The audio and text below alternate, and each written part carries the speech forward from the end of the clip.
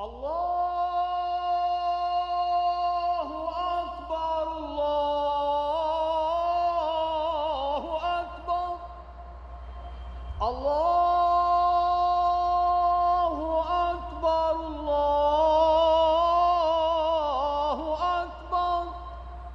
Cairo, a muezzin calls faithful Muslims to prayer.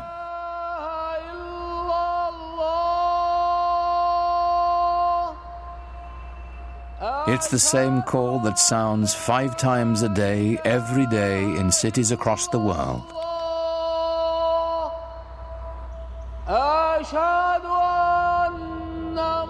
Nearly a quarter of the people on earth respond to it, bound together by the enduring spirit of Islam.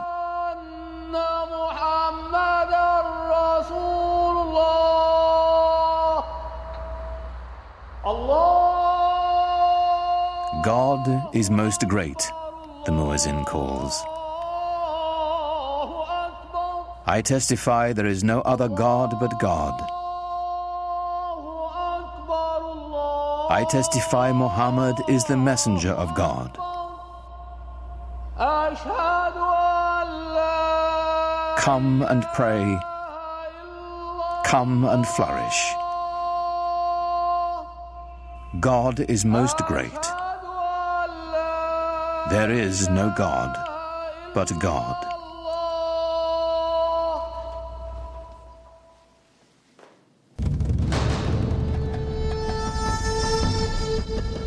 In the unfolding of history, Islamic civilization has been one of humanity's grandest achievements. A worldwide power founded simply on faith. A spiritual revolution that would shape the nations of 3 continents and launch an empire. For the West, much of the history of Islam has been obscured behind a veil of fear and misunderstanding. Yet Islam's hidden history is deeply and surprisingly interwoven with Western civilization. It was Muslim scholars who reclaimed the ancient wisdom of the Greeks, while Europe languished in the Dark Ages. It was they who sowed the seeds of the Renaissance, 600 years before the birth of Leonardo da Vinci.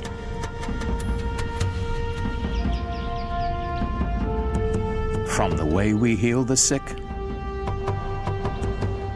to the numerals we use for counting, cultures across the globe have been shaped by Islamic civilization. But all this began with the life of a single ordinary man, and the profound message he proclaimed would change the world forever.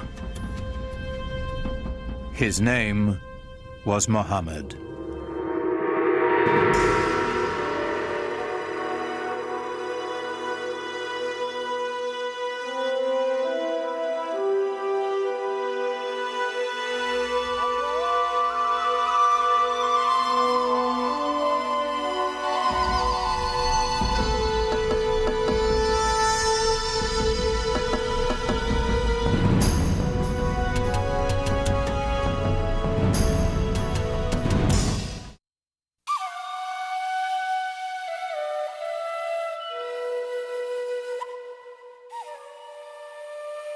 To Muslims, the life of Muhammad is a story revered, in its mysteries as much as its certainties, that are beliefs held sacred. Whatever we can tell about the Prophet, of course, is screened through the filter of what has been preserved over the centuries and what people have wanted to preserve. And it's very difficult to pull out from all of these different sources that are very adoring and the ordinary human being that the person that he was.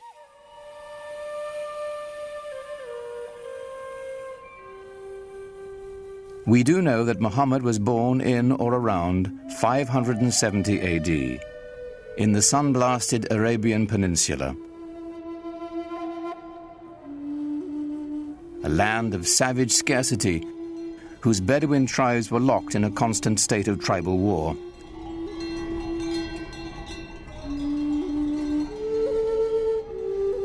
While still an infant, Muhammad's parents gave him his first taste of life in the desert. Muhammad was from a town, Mecca, but he was sent off to live with the Bedouin because the people, even in the town of Mecca, felt that the Bedouin were the holders of the deeper cultural Arab values. And the Bedouin view the townspeople as having lost their really authentic roots in Arab culture and the poetry and animal husbandry and all the things that they do so well. By the time Muhammad was 6, both of his parents had died, and he was taken under the protection of his uncle, chief of his clan. Being an outsider gave him a singular perspective. He'd been orphaned early and developed very early on a passionate sense of concern for those who are left out of society. To be orphaned in a tribal society where clan and family relationships are your keys to everything, success, status, honor, dignity, is to face what it really feels like to be marginalized. And that obviously had a very deep impression on him as a young man. In some ways, it was detrimental, of course, to grow up without parents, but in other ways, he was so adaptable. He had many parents, he had many fathers, he had many mothers, so it made him a child of everybody. Muhammad's clan, like Arabs all across the Arabian Peninsula, would share the stories that had been told and retold for generations. Pre-Islamic Arabian civilization was largely an oral culture, and there was tremendous respect for and admiration for people who could express themselves orally, and especially those who could recite poetry almost at the drop of a hat. Some of the most important people in a tribe were the poets. As they sang of the glory of the tribe, they told the story of the tribe. To the Bedouin, the word had a mystical importance. Poets linked the tribe to its ancestors and celebrated values older than memory. Poetry was the sinew that bound the Bedouin together, celebrating their victories, lamenting their defeats. The poems themselves, like the poems of Homer, both celebrate this great heroic ethos and yet intimate in the deepest way the tragedy that this ethos of constant tribal warfare brings to people. Warfare and conflict were the grim realities of a dangerous time. Muhammad's uncle taught him the skills he'd need to survive in a world where even a prophet would wield a bow and arrow.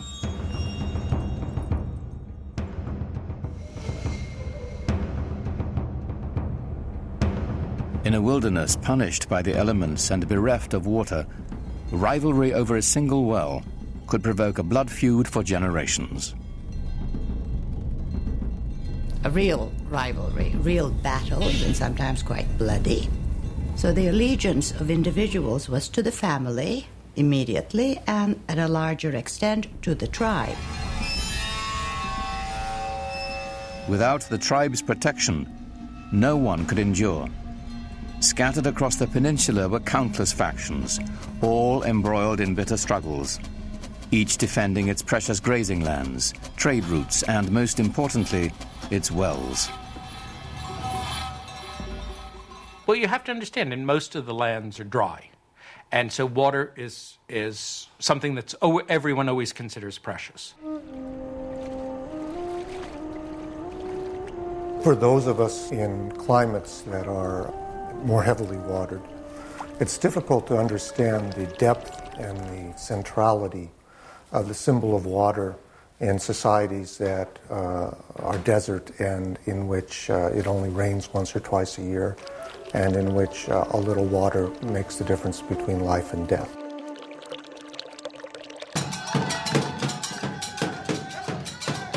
Each clan had its own separate gods and totems, to water and wind, fire and night. They were kept in the caravan town of Mecca, in a shrine of wood, stone, and cloth. It was called the Kaaba, the Arabic word for cube. Pre-Islamic Arabs worshipped a number of spirits, and they were generally nature-oriented spirits, sometimes associated with natural features like trees or rocks or springs. And the Kaaba in Mecca was one of a number of these sanctuaries centered around a particular cluster of deities. It was said the Hebrew patriarch Abraham himself built the Kaaba centuries before, and that a sacred black stone it held within had fallen from the sky. In these turbulent times, the Kaaba provided a rare place of peace. Only here would the Bedouins submit to a temporary truce before returning to their conflicts of the open sands. There was this one place in the middle, around the Kaaba, which was, from even pre-Islamic times, was a place of a sacred enclosure where all people had to put down their arms. And this, of course, facilitated trading because it meant that you couldn't carry on your feuds when you were doing your buying and selling. The spiritual and economic importance of the Kaaba in Mecca are pretty hard to separate as far as the pre-Islamic Arabs are concerned. The Kaaba made Mecca a vibrant center for trade. Here were found Arabian incense, exotic perfumes and Indian spices, Chinese silks and Egyptian linens. But perhaps the greatest treasure to be found at Mecca was the rich mixture of cultures. There were people who came through town who had all kinds of interesting experiences to relate to faraway places. The local religion was mixed. There were Christians, there were Jews, and there were also the Arabs of the desert who followed an animist type of religion. Muhammad's world was a center of trade, connecting the Mediterranean Sea to the Indian Ocean, linking the aging empires of Byzantium and Persia to the great bazaars of India and China.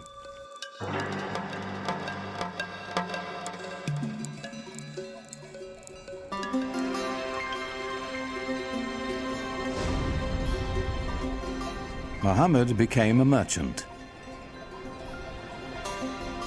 In fact, he had a great flair for trade. At the age of 25, while leading a caravan northward to Syria, his talents caught the eye of the shipment's owner, a wealthy widow named Khadija. She was so taken with Muhammad, she proposed marriage. Khadija. Well, I think she was a mentor as well as a wife, a very strong lady who had her own business, and Muhammad was helping her out. So it was a wonderful partnership, and I'm sure he learned a lot from her.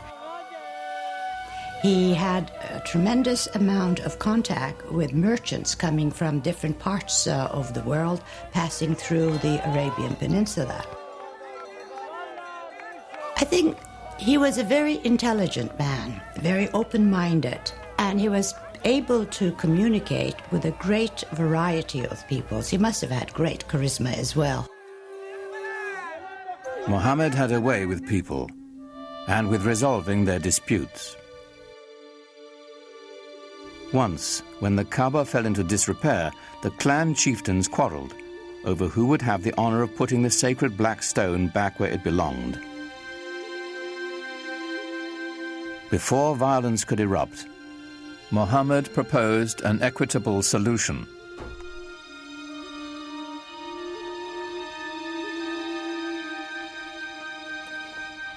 United in the effort, the four leaders shared the weight and the honor. In gratitude, they invited Muhammad himself to replace the sacred stone.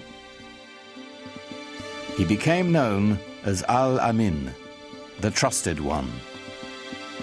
There are all kinds of indications that he was tremendously interested in religious questions. This is obviously not something that an ordinary person probably was interested in those days. He talked to sages, Arab sages. He talked to Jewish and Christian sages who lived in the area. He used to go up into the rock hills around Mecca and meditate, think about things.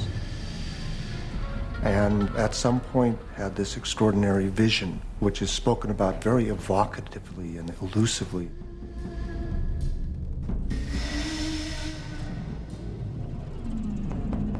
In a cave above Mecca, Muhammad had an experience that would be the defining moment of his life.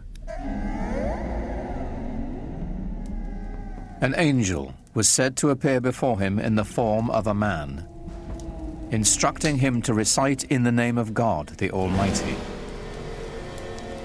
For Muhammad, it was an encounter as profound as it was deeply disturbing.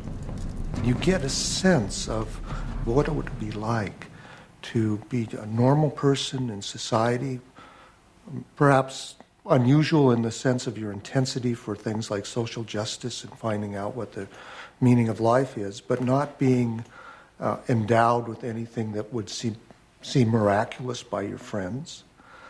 And all of a sudden having this voice come to you and then come out of you as you speak it and recite it to other people. And that is the beginning of the prophetic career of Muhammad.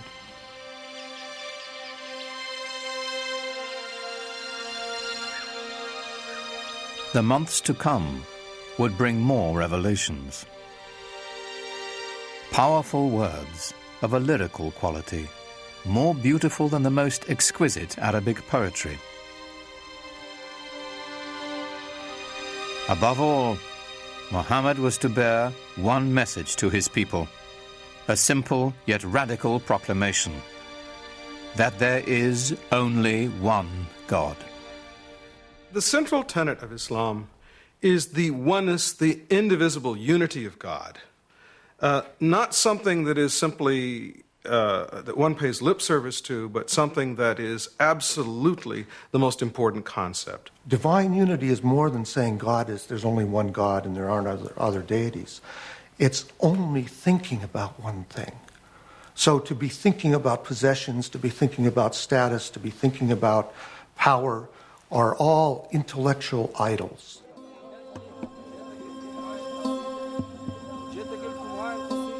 The implications were staggering. One God meant one people. No more tribal divisions. To the poor and unprotected, the prospect was revolutionary. It seems to me that one of the most important things in his early teaching that isn't often talked about is the strong social justice message that he delivered. In Mecca of the time, there was an increasing separation between the haves and the have-nots. He insisted that this was not to be and that we should share the wealth, and it was this social justice message that I think that really got him a hearing among many of the folks. So coming with Islam, it was a new order, a new way of life. And it was a beautiful way of life because everybody was equal, black, white, men, women, children. So it had that type of universal appeal, which I think was the reason why Islam spread so rapidly. Many were moved by Muhammad's message as he began to speak out in the community. It had the suppleness and symbolic depth of the great pre-Islamic poems that had been created by this people and that had given this people in Arabia such an extraordinary ear for verbal expression, where verbal expression was the commanding cultural force. Some people called him a poet, and there's a Quranic surah basically saying, Muhammad is not a poet. Poets speak through desire. This is not the voice of desire, this is the voice of God. Muhammad's following began to grow. They called themselves Muslims, for those who surrender to God. They set out to preserve the message Muhammad had brought. This was the beginning of the Quran. The Quran was revealed orally, but very soon people realized that it had to be written down in order to make sure that it wasn't corrupted and that the original message was maintained. And from a very early date, and it's very unclear when that date was, because no early manuscripts of the Quran survive, people began copying it down. The Quran is a revelation of spiritual teaching, of both ethical and social guidance. It was revealed and remains in Arabic. What's so extraordinary about the Quran is its naturalness, so that it can say the most powerful cosmic things with a sense of intimacy, so that power and tenderness come together constantly in the Quranic language. With words alone, the Quran delivers its vision to the faithful. Its imagery conjures a picture of the afterlife that resonates with all the power of traditional Bedouin poetry. Imagine yourself in the desert, surrounded by dust, by the glare of the sun. You wear cloaks to cover your body because the wind will just sear your skin right off your face. And you walk into an oasis. The temperature drops dramatically. There's a quiet there. The wind is no longer howling. Everywhere you look, you see green and color. The world of water and paradise are symbolically tied to one another. And the Quran can conjure that up with just a few briefly chosen words.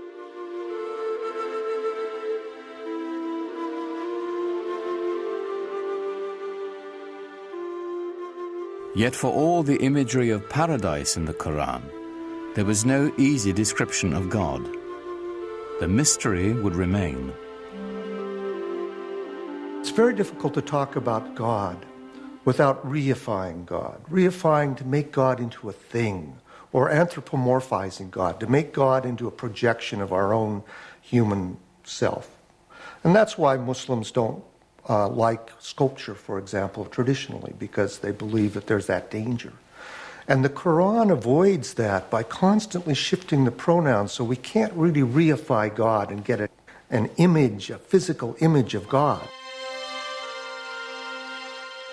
Rather than a physical image of God or of Muhammad, it is the beauty of the Quran itself that is celebrated in Islam. Islam developed in this context where pictures were not favored. The Quran, as it was revealed, was God's representation on earth, and Muslims felt from a very early time that the only just representation of God's word, was the Quran itself, not any picture of God, certainly not, because you couldn't represent God, and certainly not a picture of Muhammad, because he wasn't divine.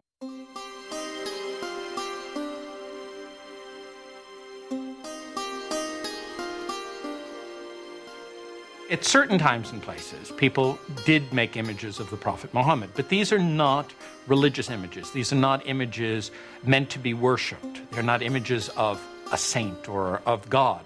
They are images of Muhammad as a historical figure. He's sort of given honor by having a very bright blue background or a white cloud near him, but he's not otherwise distinguished from the other characters in the story. At other times, people did represent the Prophet, but he was always represented with a white cloth over his face to hide his face, so that there were different approaches to doing this. But in all of these are not devotional images. You're not supposed to look at them and pray towards them. You're to learn more about the history of your religion, with the emphasis on history from them. As Muhammad's community grew, so did the opposition. People, of course, were skeptical and said, look, if you're a prophet, where's your miracle? And the prophets in the Quran, Moses had miracles, Jesus had miracles. Where's your miracle? The Quranic answer to that challenge is, this is the miracle, this Quran. But that wasn't miracle enough for the people who defined themselves by the gods of their ancestors and the totems of their tribe. Their doubts increased. The idea of life after death appalled them. So the Quran presents people as really being skeptical. You mean to tell me that after I die and my body has gone back to the elements and I've been putrefied, that I'm going to be put back together again and brought back to life? That, of any of the messages in the Quran, that struck the people of Arabia as being the most hard to believe. Muhammad also spoke of eternal damnation for the unjust. He used the language of apocalyptic imagery, talking about the signs of the ends of time, when the mountains crumble, when the skies are rolled up like scrolls. Then you will know what responsibility you bear for your actions. There are references to those who are unjust going to the fire. To the non-believers, the divine reckoning Muhammad invoked was an outrage. His dismantling of their heritage and customs, deeply unsettling. It was a threat in several ways, to their social order, to their age-old traditions, and an economic threat because of the importance of the pilgrimage shrine of the Kaaba in Mecca. As Muhammad's following increased, the social fabric of the caravan city began to unravel. Business suffered as pilgrims and traders, worried for their safety, left town. The tribal leaders decided Muhammad and his message must be removed permanently. They didn't want him taking over. They didn't want him horning in on their control of the city. They made things very difficult for him, perhaps even plotted his assassination. They tried to keep him away from the Kaaba. They did everything they could to try to run him out of town. They demanded that Muhammad's uncle remove his clan's protection from the Prophet, which would clear the way for his murder without the threat of retribution. But his uncle refused. The battle lines were drawn. Nothing short of tribal war would settle the conflict now. Muhammad is clearly asked to do extraordinary things, to tell the Bedouin to give up many of their notions of multiple gods, to give up their attachment to their ancestors and their tribal warfare in the way they had, things that could and did make him the object of scorn, persecution, and an attack.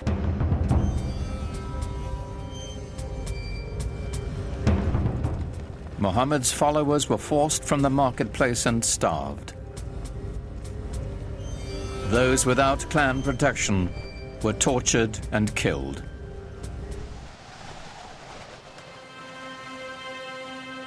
In 619 AD, Muhammad's wife, Khadija, died, and his uncle as well.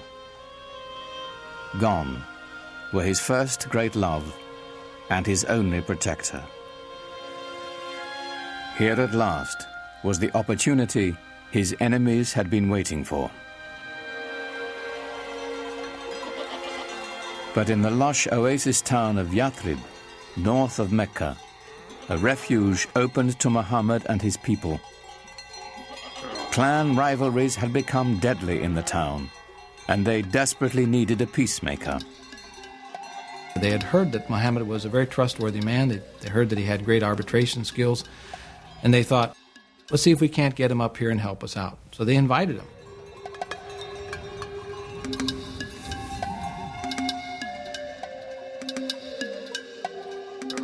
Muhammad agreed to travel to Yathrib and settle their disputes in exchange for a safe refuge for his people.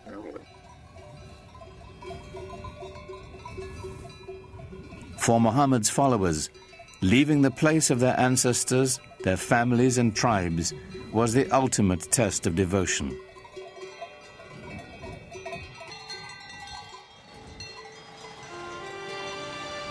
In doing so, they began a new community, a new tribe. For the first time, they were bound together not by blood, but by faith.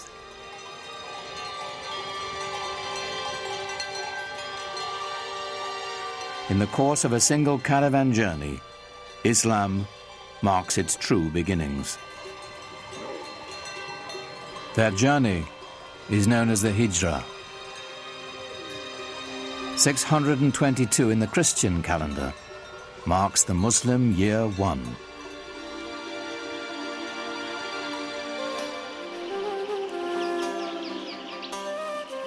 Muhammad's goal among the people of Yathrib was the same as his larger mission, to bring unity and peace with his message.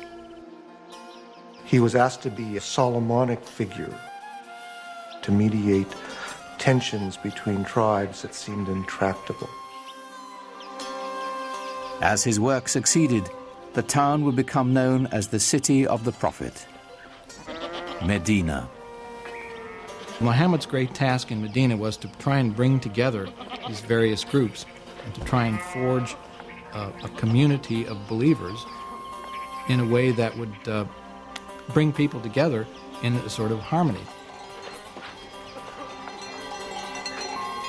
To the divided clans of Medina, Muhammad offered a vision of solidarity. But even as he spread the word of Islam, he didn't challenge the beliefs of other faiths. Islam sees itself in relationship to the earlier revealed religions of Judaism and Christianity and treats them as people of the book. It believes that God had revealed himself, his word, to mankind many times, to Moses, to Jesus, for example, but each time people went astray. Throughout the Quran, we have a sense of the humanity of Muhammad, his humbleness as a person, and the extraordinary challenge of the mission he was given by this divine revelation.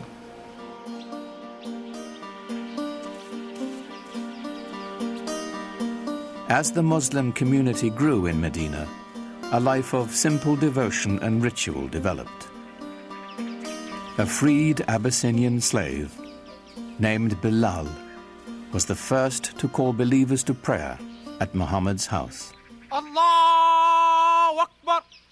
Allahu Akbar! It was the first mosque. Allahu Akbar!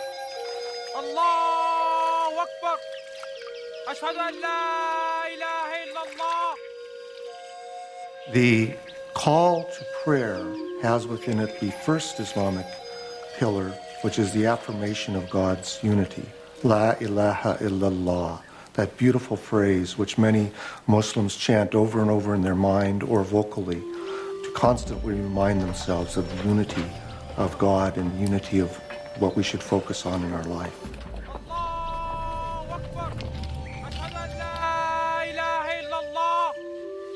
أشهد أن لا إله إلا الله أشهد أن محمدا رسول الله. Praying together is a good thing. It cements the idea of belonging to a movement, to a religion, to an organization, to a community.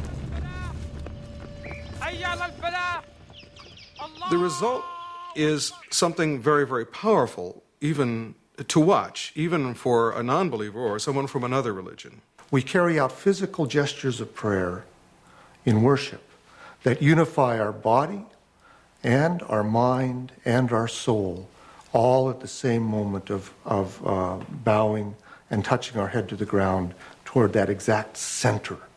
What could be a more powerful symbol of unity? It's said that while he was in Medina, Muhammad received a revelation instructing those in prayer to face in the direction of the Kaaba in Mecca. Though filled with pagan idols, it was still the shrine of Abraham, the first believer in the one true God.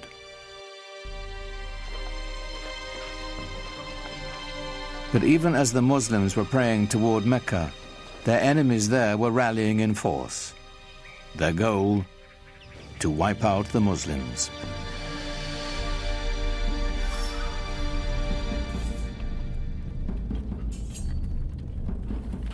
Muhammad's people began to gather arms.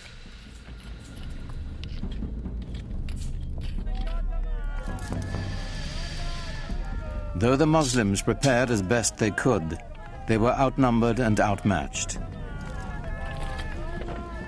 They mustered a force of only 313, mostly old men and boys, with few weapons. While the approaching Meccans were heavily armed and 1,000 strong.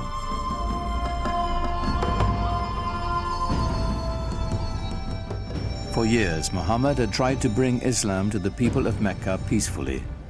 Now it was time to fight.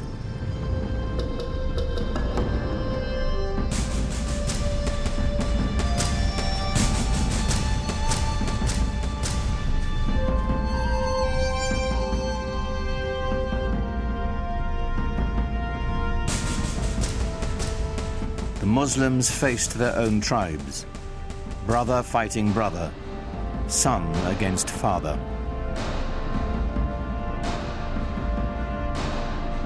Yet they came armed with a powerful weapon, a passionate belief in their faith. Muhammad's troops fought with every confidence that God's will was guiding them.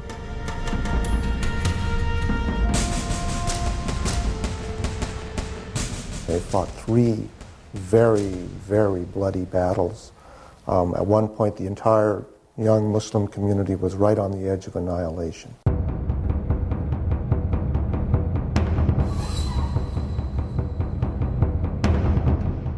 For 3 years, the Muslim army held out against staggering odds.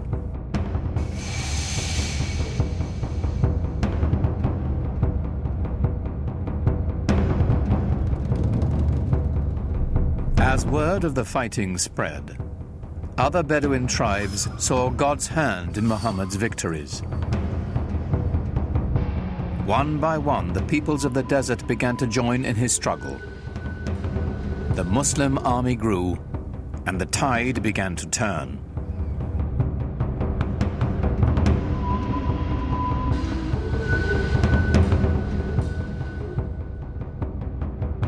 The Muslim forces advanced to the outskirts of Mecca.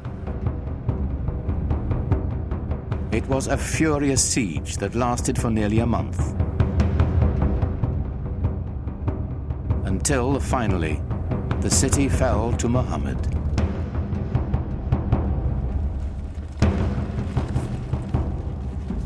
In 630 AD, the terrified people of Mecca braced for the onslaught.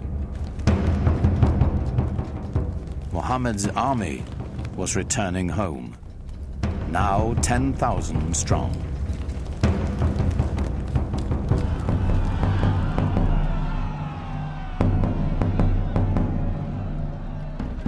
The vanquished knew the terrible fate that awaited them.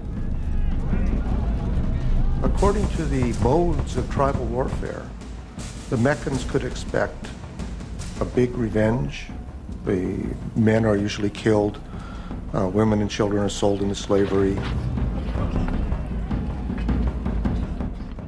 There's little pity for the loser in a tribal war. Of course, that's standard around the world.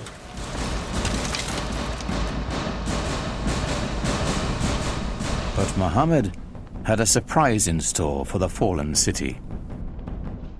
When Muhammad came into Mecca, and not only did not carry out a bloody revenge, but actually embraced the very Meccans who had fought him for 3 years and attempted to annihilate him, it was very shocking to the people in his milieu. So within the very founding of a religion, one finds episodes of great generosity, often extraordinary acts of of kindness and mercy. But not all of Mecca escaped Muhammad's wrath.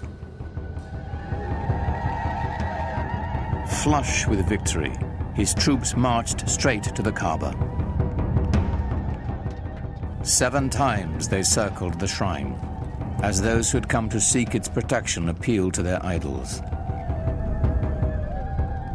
But it was not the pagan people Muhammad had come to destroy. It was their gods. He raised his staff, and the tribal gods of his ancestors smashed into dust. When Muhammad entered Mecca and entered the shrine and destroyed the idols in the shrine, this is of great cultural and symbolic importance in Islam. By breaking the idols, he was breaking apart the tribal system in which each tribe really had its own independent deity. This was shocking to the Bedouin. This was saying the gods of our fathers are being destroyed. In some sense, you're saying that our fathers themselves were deluded. How can you say this in a tradition in which relationships to one's father and tribe were primary?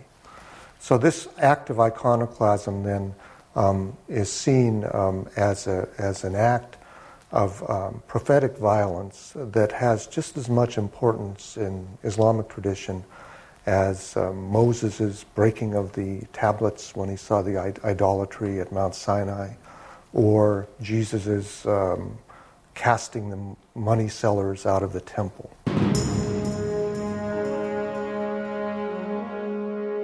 The destruction of the idols was a new beginning, a breaking from the past and the creation of a powerful new force. Mecca was just the beginning. One after another, the tribes of a nation were summoned to the fold and united under the banner of Islam. A worldwide community of faith was begun, born in an extraordinary alignment of history, personality, and conviction. What Muhammad did was to bring a sense of solidarity, a sense of mission, and he united all these separate segments within the peninsula. From then on, moved eastward, westward, northward, southward.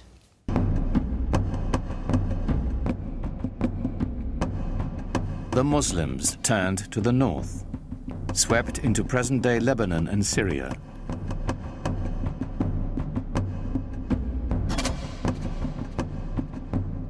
They continued west into Egypt and quickly across North Africa, fortifying the coastline of the Mediterranean. Only the seas stopped them. Its growth was so explosive from 622, the year 1 of the Islamic calendar. Within 50 years, people whose father had been camel herders were now governing one of the major empires in world history. Within 200 years, it extended from Spain to China. The Muslims absorbed the Sasanian Empire of Iran and 2/3 of the Christian Byzantine Empire. By now, the empire was larger than Rome. It stretched from Morocco in the west to the Indus River in the east, where the border of India is today.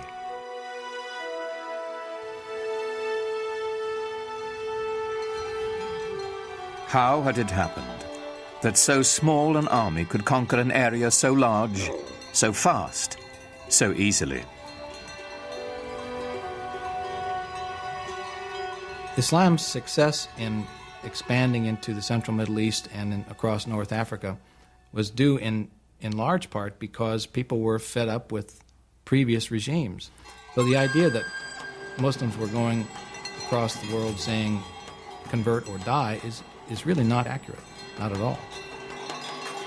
That it didn't have a heavy hand. It didn't rule with a heavy hand. They allowed the conquered peoples to maintain their administrative structures. They allowed the Christians and the Jews to maintain their religious law and to be governed by them. And so, in many cases, conquered peoples did not feel the presence of the new regime very heavily. Certainly for individuals who felt themselves exploited or downtrodden by an oppressive and even sometimes parasitic priesthood, the idea of Islam being a religion essentially free from clergy must have seemed very attractive. It's the times that creates the movement and sometimes the men. The Roman Empire had collapsed, the Byzantine Empire wasn't strong enough. There was a need for a new vision, a new way of looking into life. And I think what happened at that time, Muhammad's mission, filled the void that the societies wanted. They really wanted some sort of solidarity in their lives. The lessons of the Quran, so successful for the Muslims in Medina and Mecca, were playing out on a global scale.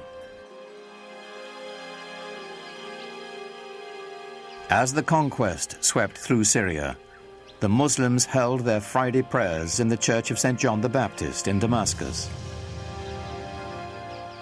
allowing its Christian congregation to continue their services on Sunday. Side by side, the two faiths shared the same building, in peace.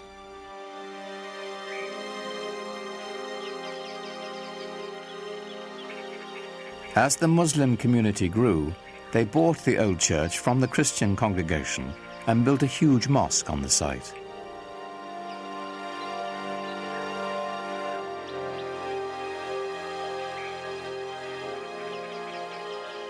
With Byzantine artisans, they decorated it with golden mosaics of an Islamic paradise.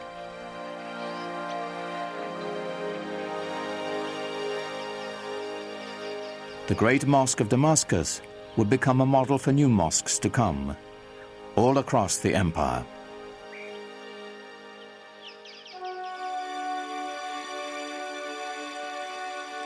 The Arabs transformed their conquered lands, maintaining, improving, or expanding the infrastructure. In Tunisia, building on Roman ruins, they devised an ingenious system of water purification, using gravity to separate fresh water from sediments. Part of this system were these two enormous basins that they built outside the city walls. The clean fresh water would flow over into the larger basin, where it would then be distributed by pipes to the city. This is, hundreds of years before anyone in Europe ever thought of having running water.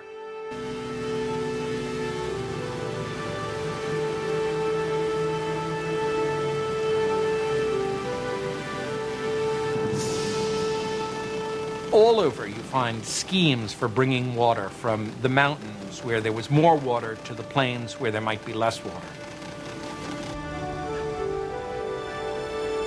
They resurrected elaborate irrigation systems, filling the old stone aqueducts with precious water.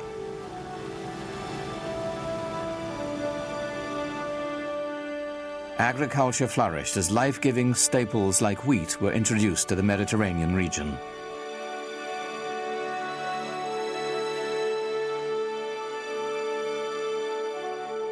But Muslims saved their most monumental feat for the holy city of Jerusalem. Islam's first great work of art is the Dome of the Rock. It was built in a city that was holy to Christians and Jews, and it's spectacular. Like Mecca and the Kaaba, the significance of this holy site goes back to Abraham, for the rock within is said to be the place he nearly sacrificed his son. It was built to rival the nearby Church of the Holy Sepulchre, where Jesus was said to have been buried. What's extraordinary about the Dome of the Rock is how perfect it is. People revered this site as some place that was holy to Abraham and to Isaac.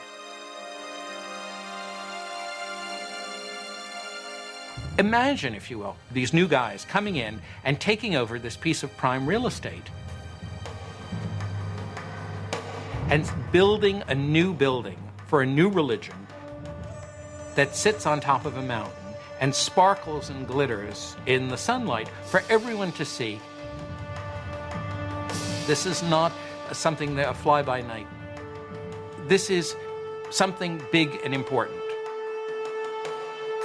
Islam has come to stay. In just 100 years, Muhammad's vision had transformed the spiritual and political map of the world, and his followers had established an empire larger than Rome. But Muhammad never lived to see it. In the 11th year of the Islamic calendar, 632 AD, only 2 years after the taking of Mecca, Muhammad died.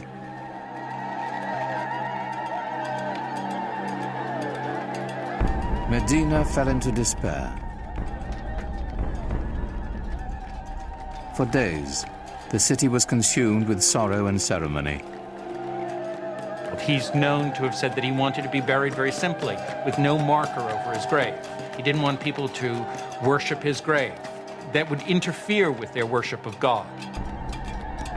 God had spoken to them only through Muhammad.